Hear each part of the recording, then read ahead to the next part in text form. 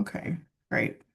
So, hello, and thank you for joining the webinar today. My name is Erika Lambert-Shelton, and I'm the Senior Financial Aid Advisor Outreach Lead here at Palo Alto University. I am doing a webinar series throughout the entire academic year on different financial literacy topics to help educate you all, the students, and to keep you all informed about changes that are coming about with federal student aid. So today we'll just be discussing credit confidence, how to understand and build and protect your credit while making informed financial decisions for graduate and professional students. I do first want to start off by saying that there are some major changes to the Graduate Plus loan. So, this is specifically since you all are going to be incoming students, this is going to be mainly affecting new incoming students. So, starting July 1st, 2026, new borrowers will no longer be eligible to take out the Graduate Plus loan. New borrowing caps for graduate, and there are going to be new borrowing caps for graduate and professional students. So if you were already enrolled in one of our PAU graduate programs prior to July 1st, 2026, you may be grandfathered into the program. Only students continuing a current program and have borrowed Graduate Plus in the past will be eligible to continue being into the program before July 1st, 2026. And this will continue for up to 3 years or until program completion, whichever comes first. If you are coming in as a regular master's student into the fall program, the borrowing eligibility will remain the same at 20,500 for unsubsidized loans. So that means if you are going to be in MA counseling or MS psychology, then your unsubsidized loan cap will be 20,500. If you are going to be a graduate professional student, so that's going to be our doctoral students, our PhD students, then the cap for the unsubsidized loan is $50,000 for the entire academic year. Um, However, as a new incoming student, you would not be eligible to receive the Graduate Plus loan anymore. And so we can look at additional funding options, such as maybe taking out a private loan, or hopefully the university can also provide institutional aid. So now we'll get into our discussion about credit. So why does credit matter? So credit impacts borrowing, your housing, your employment, as well as insurance. Students, specifically graduate students, often use credit for educational and living expenses. Strong credit lowers interest rates and long-term cost, and credit reflects financial responsibilities. And some other factors that may impact your credit will be like payment history, your total debt to income ratio, your length of credit history. So if you're someone who doesn't have a whole lot of credit, that may affect your borrowing capabilities, and things like that. So what is credit? The credit is the ability to borrow money with a promise to pay it back. So specifically, like the main thing we talk about are loans. Other types of credit will be like revolving. So like credit cards, your bank credit cards, your retail credit cards, installment loans. So things that are due on a monthly basis. So student loans, your car note, car insurance, your mortgage, rent, things of that nature. And then as well as utilities, those are called open lines of credit. Um, Credit is going to be based on trust between the borrower and the lender. And interest rates will depend on what your credit is. So the better the credit is, the better your interest rate will be, meaning that you could potentially receive a lower interest rate if you have decent credit. There are two types of interest rates that you're going to see whether you take out federal loans or private loans. With the federal loans, the interest rates are always going to be fixed. Fixed meaning that it does not change throughout the life of the loan. However, if you take out private loans, some of those interest rates may be variable, meaning that they will change frequently throughout the life of the loan. So credit and credit scores. So your FICO score, this is the Fair Isaac Corporation, which was founded in 1965 by Bill Fair and Earl Isaac. It is a three-digit number which determines your credit limit and your eligibility for lending purposes. And the primary score is going to be used for lenders. So if you are taking out the Graduate Plus loan or taking out a private loan, going to look for a car, applying for a credit card, any type of line of credit, mortgage, whatever, you will be, your credit will be looked at and you'll be scored based off of that, and it will determine your borrow capability or your lender eligibility. And so, with all of this, it will be on a credit report, which is a detailed report of your history managing and repaying back your debt. There are three main credit reporting agencies that will collect and maintain your credit data, which is going to be TransUnion, Equifax, and Experian. These are the three main bureaus that we use, and then the reports may differ between each bureau. Credit is a major factor in today's economy and as your reputation as a borrower. The sooner you start building your credit profile, the better off you will be in the future after graduation from PAU. And most people begin establishing credit early on in college, or early adulthood. And you may have credit cards or student loan debt. You may have your apartments, you may have a mortgage, cell phone, all those things. Your credit report is going to be used by lenders, landlords, and your employers. Your credit report will consist of personal information, your credit account, your payment history, credit inquiries, and collection or public records. And you can get a free copy of your credit report once a year from one of the three main credit bureaus, so Equifax, Experian, TransUnion, and you can also obtain a free credit report at the annualcreditreport.com.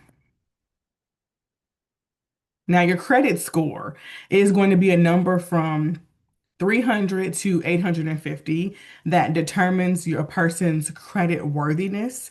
The better the score, the better the credit will be, as well as being able to see how much you can borrow.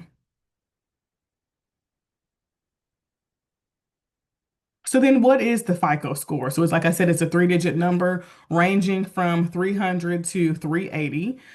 The FICO score predicts your likelihood of repayment.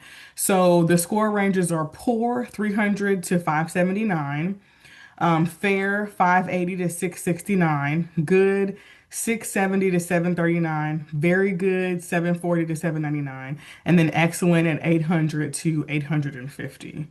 And what may affect your credit score? So, as mentioned previously, it's going to be your payment history. That's going to be 35% of your score. The amounts that you owed slash utilization. So, similar to like debt in a sense, that's going to be 30%.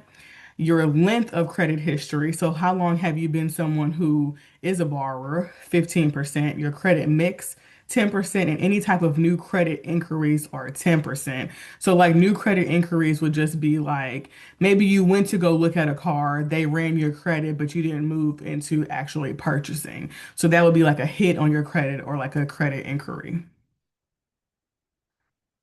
So, how to understand your credit report? It will be reviewing your personal information, check account balances and payment statuses. They will look for late payments or collections, monitor hard inquiries, and errors should be disputed promptly.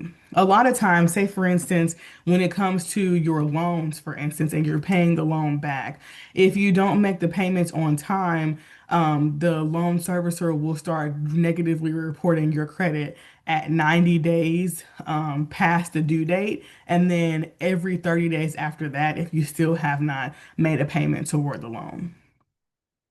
So the Graduate Plus loan requires a credit check. The Department of Education just wants to make sure that you don't have any adverse credit history and that you have not defaulted on any other student loans. And the loan tends to be a very high amount because the Graduate Plus loan is going to be up to your cost of attendance minus any other financial aid that you have already received. So the Department of Education just wants to make sure that you're good for that. And this is just going to be for the students who are still will be eligible to take out Graduate Plus aid. However, private loans will require a credit check as well, and the private loan credit checks tend to be hit harder inquiries because it's really going to be really credit heavy if you do decide to take out a private loan.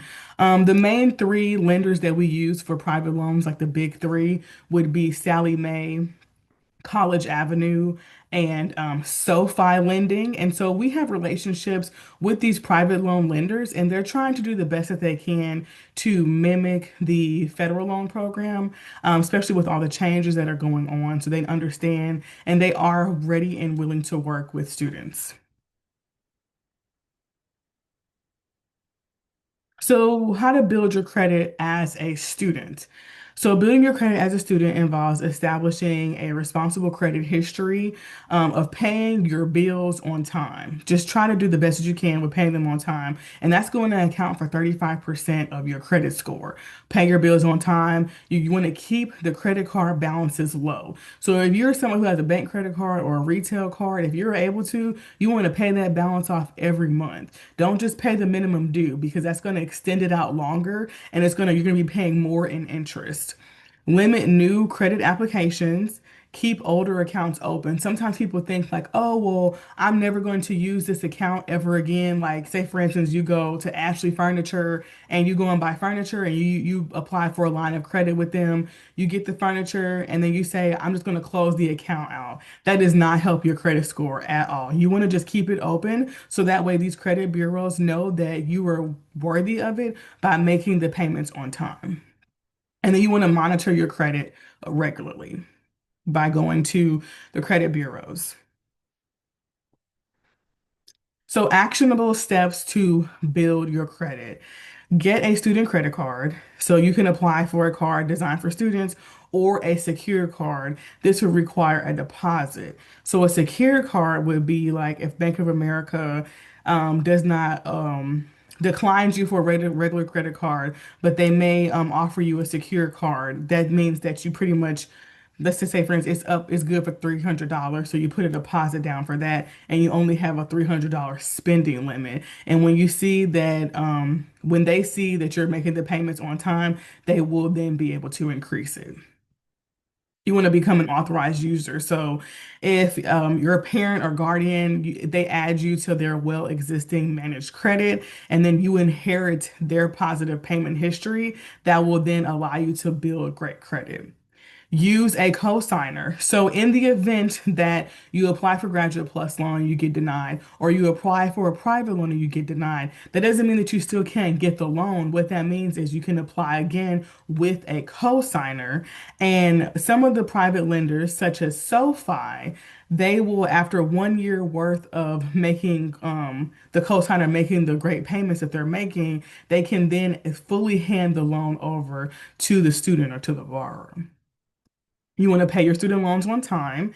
Consistently making payments on your federal student loans helps build a positive credit history.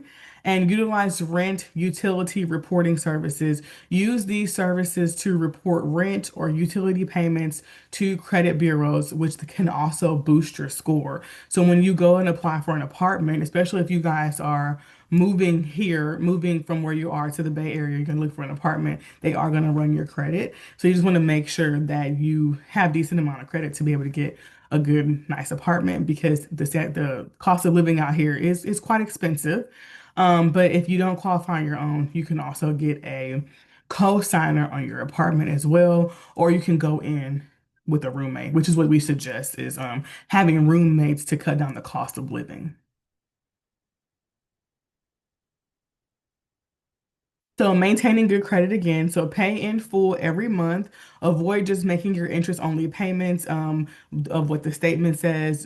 Don't just pay the minimum due. Pay the full balance due if you can.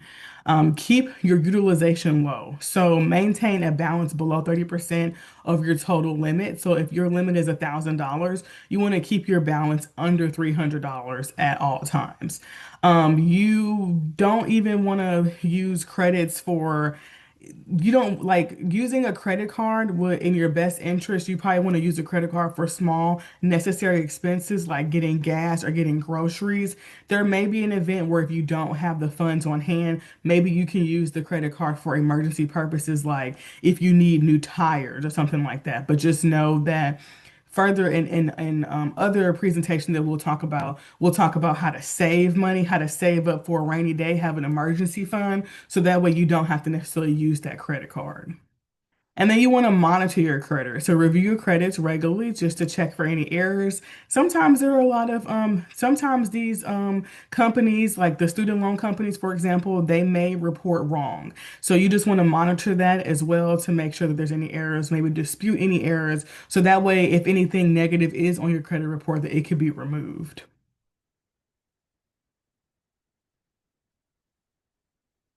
And then there's the Fair Credit Reporting Act. So this is a federal law protecting all consumers. It ensures the privacy and accuracy of your credit information, and it gives you the rights to the free annual credit reports every year, your dispute and accurate information, and know who has access to your credit. And as mentioned earlier, you can receive free reports from annualcreditreport.com. Checking your credit does not hurt your score. Review your reports regularly and check for accuracy and act quickly if you think that you may be a victim of suspicious activity or identity theft. So now we'll talk about credit freezes and fraud protection. So a credit freeze restricts access to your credit report. It prevents unauthorized users and accounts from being open without your permission or without your knowledge. A credit freeze is free and you are protected by federal law to be able to get one. Fraud alerts are then notified of suspicious activity on your credit.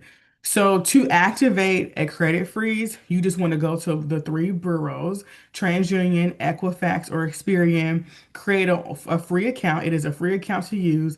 Once you create an account, you put in your user information and you literally just hit freeze.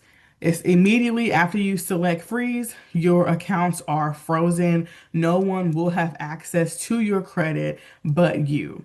Now, in the event that maybe you're interested in purchasing something that is going to require a line of credit, if you know in advance, you can go back to the three bureaus, put in your login information, and you can temporarily lift the freeze to allow these companies to run a credit check to make sure that you can purchase whatever it is that you need to purchase.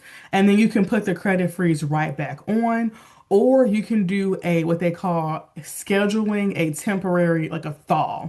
So if like your credit is frozen, you're gonna do a thaw for a specific amount of time, maybe for like 1 week. A lot of times this is done like if you're in the process of getting a mortgage for a home, they usually check your credit multiple times during the process. Like they'll check your credit at the pre-approval. They'll check your credit again when you were conditionally approved for the loan, and then they're going to check your credit again for closing when you're getting ready to close in on the home. And so during those times, it may take a couple of days for them to check everything. So you may want to just schedule a thaw for just a couple of days until they're complete with everything, and then you can put the freeze right back on your account.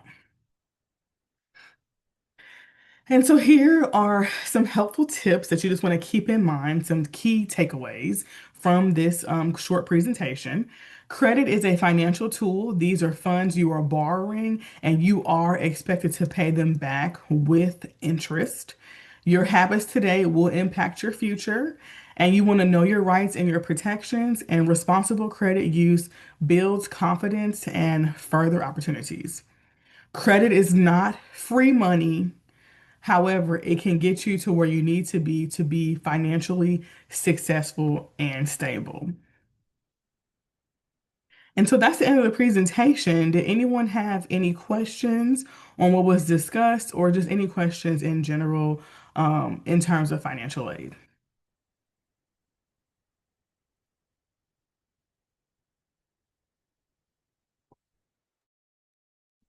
Hi. So I was just curious. So can anyone co-sign if you are using a co-signer? Is there any restrictions around that?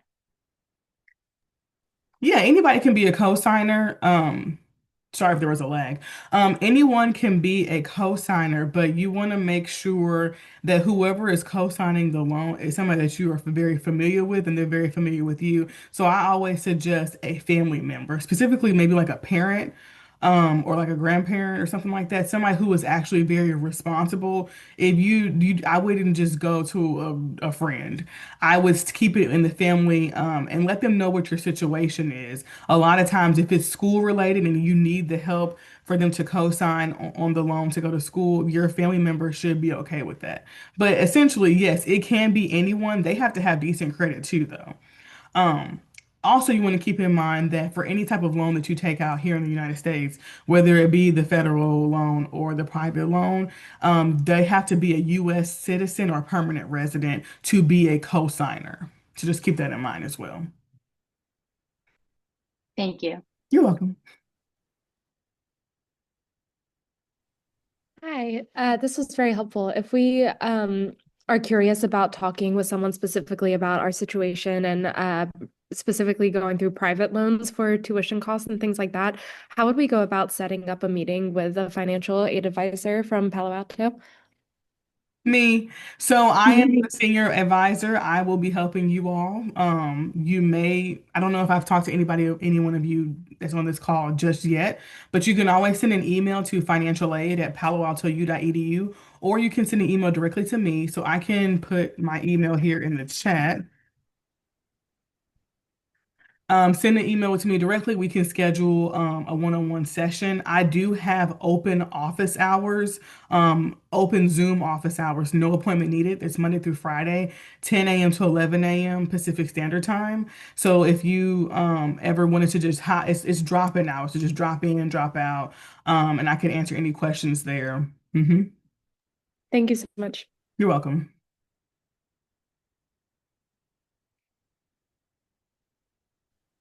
Thank you for your presentation. It was really fantastic. I just wanted to ask, like, on average, about how much students typically need to take out for the like 1 year for the PhD program. Great question. So, because things are going to be changing coming up fall, it's hard to say because I usually just tell students, okay, you're going to receive the tuition is a flat rate tuition for the first 3 years of about $20,000 per quarter because we are a quarter-based school, so it's going to be like about 20, and we have our tuition and fee schedule on the website, or you can contact the bursar's office and they can give you a breakdown of what the tuition is going to be for the PhD program. But it has been about $20,080 per quarter. And that's going to be for the first 3 years of the program. So that if you just multiply that by three, that's like around 60 or so $1,000. Okay. And that's going to be for your first 3 years. The first 3 years are going to be the most expensive because it's going to be where you're going to get all of your theory, critical information, things like that. You're going to be in class a lot, all day, in lectures and things like that. And then that's your fourth year is your internship year. Internship year can run around 14,000 or so per quarter. So that's going to be a little less expensive. And please do not quote me on these numbers. These are going to be estimates. Okay.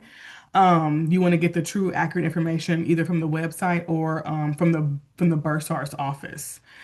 Um, After your internship, if you do everything correctly, it's a 5-year program. Then you go fourth year is dissertation, and then fifth year is internship. Internship is going to be the less expensive year, so maybe like 5 or 6 thousand per quarter, I believe. So to give a ballpark figure, we're looking around 200 to $250,000 that just tuition for a program if you do it within 5 years.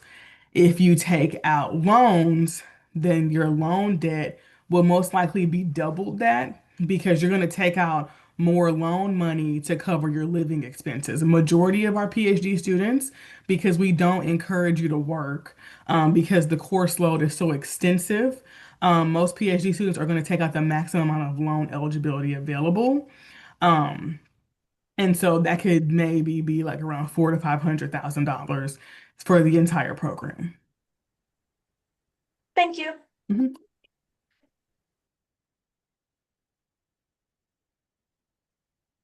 Any other questions?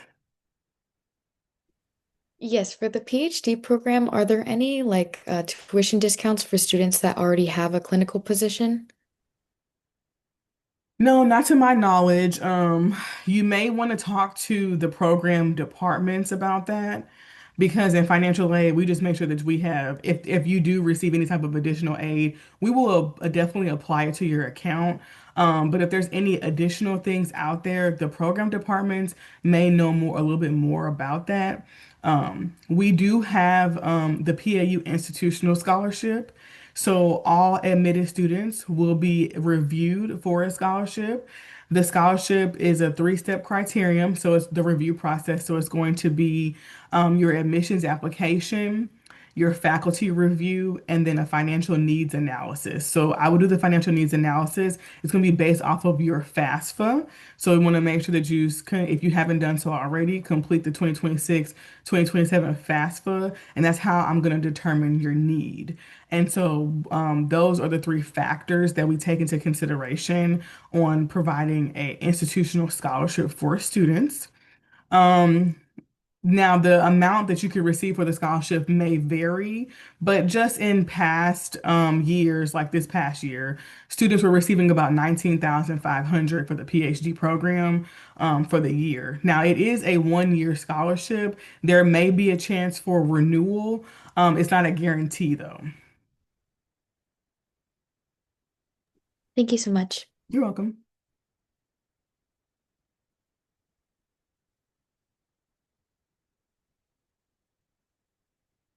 Any other questions?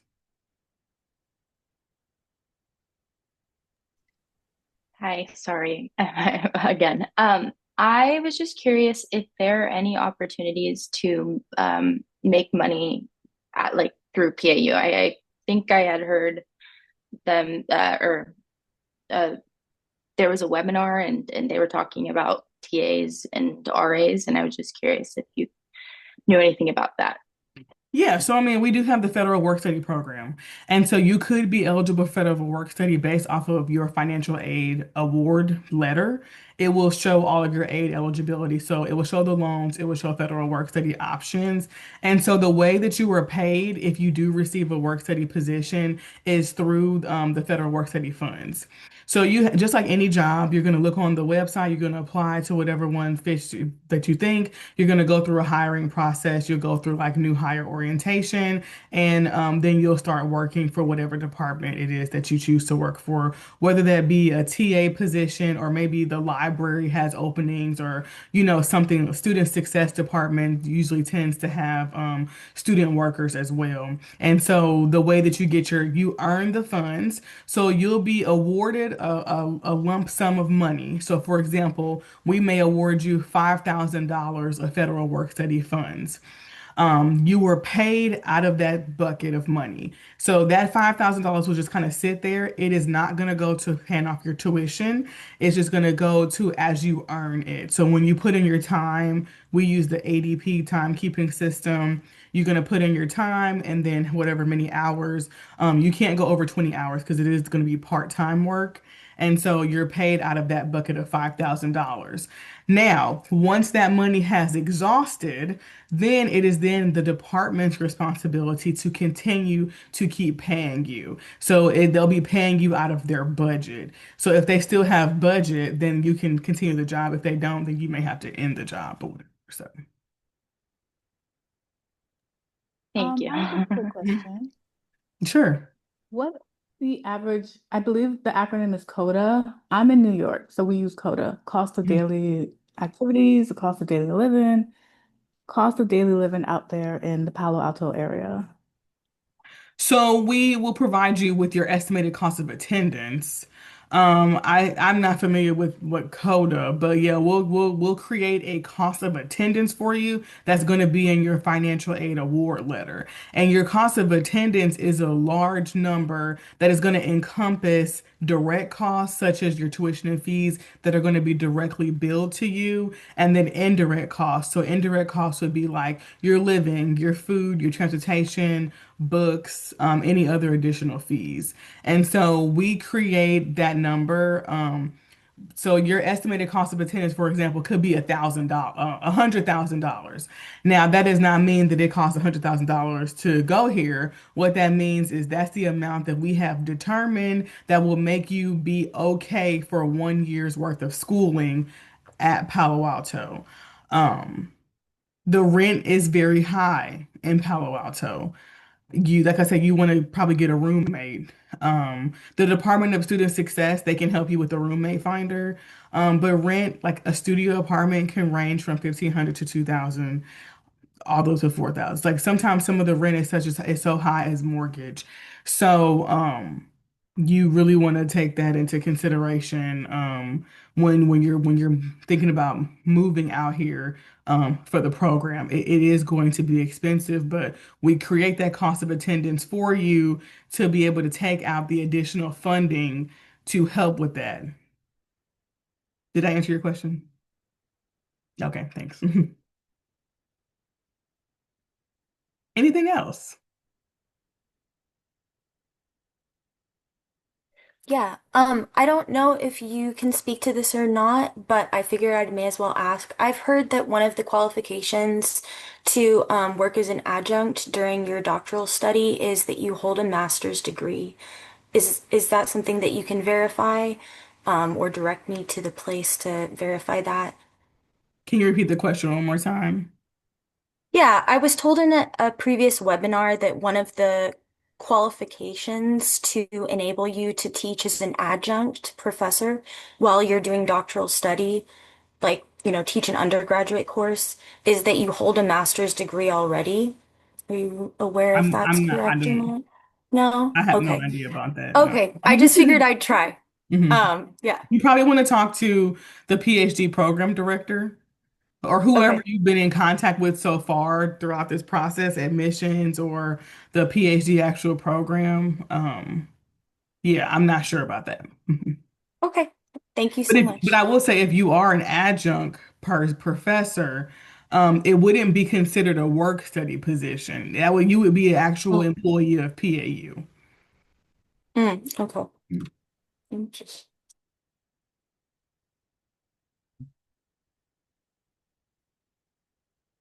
Any other questions?